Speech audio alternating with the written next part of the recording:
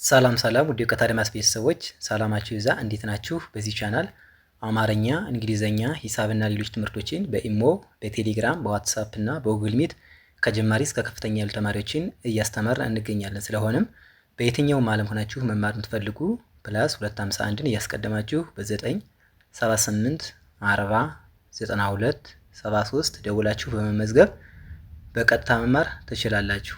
ዛሬ ይዤላችሁ የመጣሁት እንደተለመደው አረፍተ ነገርን እየመሰረት የምናነብ ነው የሚሆነው። ስለዚህ ሁላችሁም ሀሳባችሁን ሰብስባችሁ ደብተርና እስክሪብቶ ይዛችሁ እንዲሁም ቪዲዮን እያቆማችሁ በመጻፍ ተከታተሉ።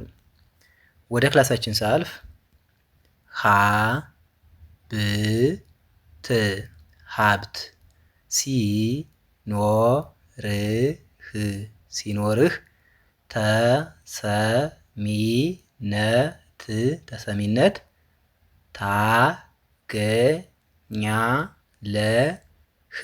ታገኛለህ። አራት ነጥብ። ሀብት ሲኖርህ ተሰሚነት ታገኛለህ። ሀብት ሲኖርህ ተሰሚነት ታገኛለህ የሚል አረፍተ ነገር መሰረት ማለት ነው። የቃላት ብዛት ከተባል ሀብት 1 ሲኖርህ 2 ተሰሚነት 3 ታገኛለህ። አራት ቃላትን ተጠቅመናል ማለት ነው። እንደገና ስናነባቸው ሀብት ሲኖርህ ተሰሚነት ታገኛለህ የሚል ይሆናል ማለት ነው።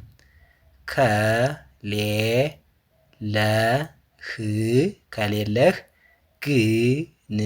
ግን ሁሉም ፊቱን ያዞራል። አራት ነጥብ። ከሌለህ ግን ሁሉም ፊቱን ያዞራል። ከሌለህ ግን ሁሉም ፊቱን ያዞራል የሚል አረፍተ ነገር መሰረት ማለት ነው። የቃላት ብዛት ከሌለህ 1 ግን 2 ሁሉም 3 ፊቱን 4 ያዞራል 5 ቃላትን ተጠቅመናል ማለት ነው። እንደገና ስናነባቸው ከሌለህ ግን ሁሉም ፊቱን ያዞራል የሚል ይሆናል ማለት ነው። ሰው በምላሱ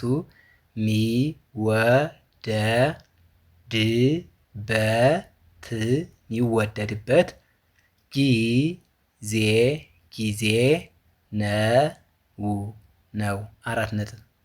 ሰው በምላሱ የሚወደድበት ጊዜ ነው የሚል አረፍተ ነገር መሰረት ማለት ነው። የቃላት ብዛት ሰው 1 በምላሱ 2 የሚወደድበት 3 ጊዜ 4 ነው 5 ቃላትን ተጠቅመናል ማለት ነው። እንደገና ስናነባቸው ሰው በምላሱ የሚወደድበት ጊዜ ነው የሚል ይሆናል ማለት ነው። ዝምተኛ ከሆንህ እንደ አላዋቂ ነህ። አራት ነጥብ። ዝምተኛ ከሆንህ እንደ አላዋቂ ነህ። ዝምተኛ ከሆንህ እንደ አላዋቂ ነህ የሚል አረፍተ ነገር መሰረት ማለት ነው። የቃላት ብዛት ዝምተኛ 1 ከሆንህ 2 እንደ 3 አላዋቂ 4 ነህ 5 ቃላትን ተጠቅመናል ማለት ነው። እንደገና ስናነባቸው ዝምተኛ ከሆንህ እንደ አላዋቂ ነህ የሚል ይሆናል ማለት ነው። ሰዎች ለምን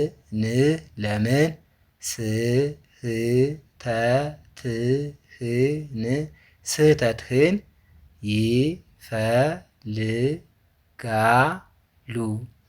ይፈልጋሉ። ጥያቄ ምልክት። ሰዎች ለምን ስህተትህን ይፈልጋሉ? ሰዎች ለምን ስህተትህን ይፈልጋሉ የሚል ጥያቄ አረፍተ ነገር መሰረት ማለት ነው።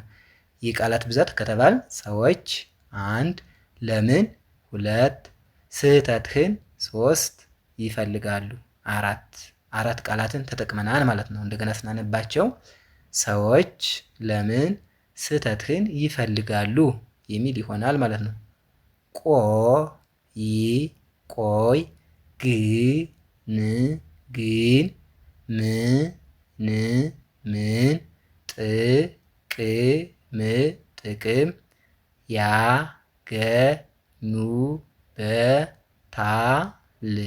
ያገኙበታል። ጥያቄ ምልክት።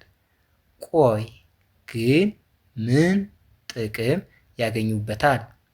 ቆይ ግን ምን ጥቅም ያገኙበታል የሚል ጥያቄው አረፍተ ነገር መሰረት ማለት ነው። የቃላት ብዛት ከተባል ቆይ 1 ግን 2 ምን 3 ጥቅም 4 ያገኙበታል።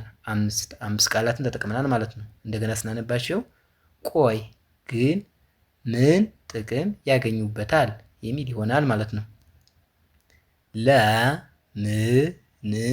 ለምን ካሰቡልህ